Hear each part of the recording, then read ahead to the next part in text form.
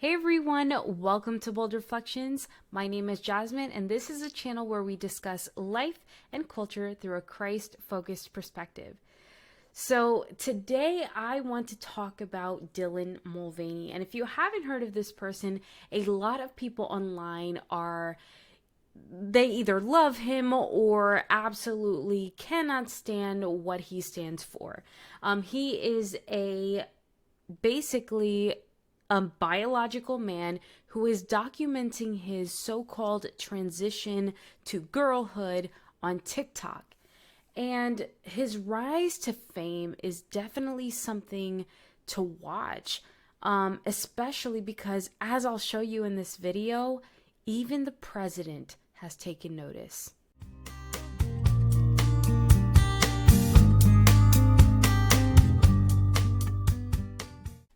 There is a lot to say about Dylan Mulvaney, so without further ado, let's get into it. Here it goes. I am a girl. I am a trans woman. My new pronouns are she and they. And I suppose that this is my coming out video of sorts. While I was non-binary, I would often say that I felt less and less like a boy every day. But now I realize it really was every day I was feeling more and more like a girl. And I didn't know that. Was so scared and a little bit ashamed to even consider myself back on the binary as a trans woman. But ultimately, I have to honor that's who I am, and that's who I am supposed to be. You know, when I was 4 years old, I came to my mom and I said, I am a girl. And, you know, God made a mistake. And she said, you know, God doesn't make mistakes, but I'm not a mistake. I'm here for a reason. And now it feels like I get to honor that inner child within me that knew that so long ago. And I finally get to be that person. And I really am so excited for you to all meet girl Dylan. And she's really excited to meet you too. Because she is so ready to be here. And she has been for a really long time. I love you. Bye. There is a lot to unpack here, but essentially one of the biggest objections that I have to what was said is the idea that, okay, so he goes up to his mom at 4 years old, saying, I am a girl and God made a mistake, and the mother technically rightfully saying that God does not make mistakes. And so in his twisting of reality, he bends what he believes to be God's will, but it's actually his own, and says, well, I was meant to be a girl. This is who I actually am. But in fact, it's the exact opposite. This is a man who is so lost in his dysphoria that he's convinced himself that this is God's will for his life. And yes, Dylan, you do have a purpose, but I think by living in delusion, you are denying yourself the ability to fulfill the purpose that God has for your life when he created you to be male. And it's not that I don't have sympathy for Dylan or other people like Dylan. I genuinely believe that he is gender confused. I feel like he's suffering from a real dysphoria, a real gender dysphoria that's actually a mental illness. The big disagreement is gender affirmation. This societal acceptance that, oh, well, he's a girl now. He's thought he was a girl since he was 4 years old. That doesn't make it true, though. And when we continue to push this lie, not only are we encouraging Dylan to destroy his own self, but also we're growing this man's influence. He has now amassed 9 million followers on TikTok, especially since he, kind of came out with this series of transitioning to girlhood. He's gotten a lot of sponsorships, brand deals. He's working with Ulta, just the whole 9 yards. But even more crazy is that he has been invited to interview President Biden. This ideology is becoming so mainstream, so prominent, and so dominant of a force that now the president has had a sit-down conversation with Dylan Mulvaney. Check it out. Mr. President, this is my 221st day of publicly transitioning. God love you. Thank you. I am extremely privileged to live in a state that allows me access to the resources I need, and that decision is just between me and my doctors. But many states have lawmakers that feel like they can involve themselves in this very personal process. Do you think states should have a right to ban gender-affirming health care? So immediately the question Dylan poses is framed deceptively. And in a different clip, he goes on to talk about Republicans and whatever else. But there's this idea that people who are trying to oppose gender affirming care, by using their democratic means, we do live in a constitutional republic. We do vote for lawmakers who are supposed to be representing us. But he frames it as, well, people who oppose this are trying to, get in between the patient and the doctor. But that's not really the focus. The focus is children. The focus is child mutilation. A child cannot consent.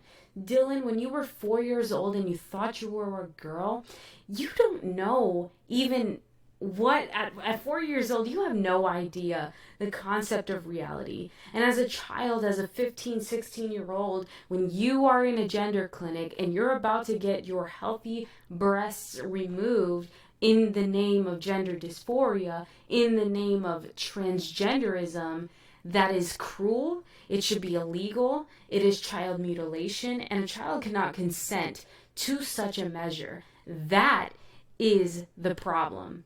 Now, I also believe that it is cruel for a doctor to just affirm an adult's mental illness.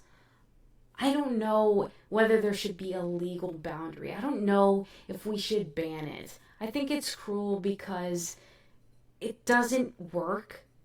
It's a denial of reality. It's almost like, I compare it to anorexia. If an anorexic who is 70 pounds looks at her doctor and says, I want a liposuction because I am fat, I am an obese person, it is cruel for a doctor to then go on the anorexia affirming care path in the name of pursuing their happiness and feeding the delusion.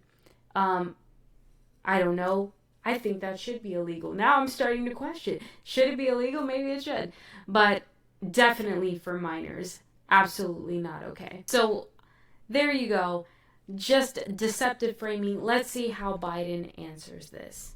I don't think any state or anybody should have the right to do that. As a moral question and as a legal question. I just think it's wrong. I think I was saying before we started that my son, my deceased son, used to be the Attorney General of the state of Delaware. He passed the broadest piece of legislation. He, as Attorney General, was able to convince the legislature and the governor to sign that dealt with all gender-affirming capability. I mean, there's a lot of, sometimes they try to block you from being able to access certain medicines, being able to access certain procedures, and so on. None of that should be available. I mean, no state should be able to do that, in my view. So I feel very, very strongly that that you should have every single solitary right, including use of your gender identity bathrooms in public. I don't know what I expected, but I am not surprised with the woke pandering And again, this is not about banning it for adults. It's about blocking, like he said, blocking access to certain medications. We're talking about puberty blockers here. That is the big one that we're trying to stop access to. Because we don't know what can happen when you just stop puberty. Like, that's a big deal, and it's completely not even regulated for that use. Like, we're talking about Lupron. Lupron is not FDA approved for the use of transitioning minors. It's just not. So Biden can woke pander all day, but he ain't fooling nobody. And if you think about it, it's more than just upsetting. It's genuinely evil. The government has so much access to information, but they, at least this administration, seems incentivized to encourage this, even though it's destructive, even though it's going to irreversibly damage the lives of not only adults but children too. I genuinely believe that the government having their hand in pushing this narrative is pretty evil. And as Christians, it's essential that we oppose evil. Gender confusion is everywhere. It's taking over. And we as Christians are called to love and to speak truth. It's important that we stay vigilant, that we are bold. We're calling out the lies, the deception. There are literally lives and souls at stake. We are being flooded with chaos. And God is not a God of chaos. He is a God of order. So that is all I have for you guys today. Thanks for joining me on today's video, and I hope that you have a good rest of your day. And as always, God bless. If that was bold enough for you, then consider subscribing to help the channel grow. Don't forget to like and comment to help get the algorithm on our side.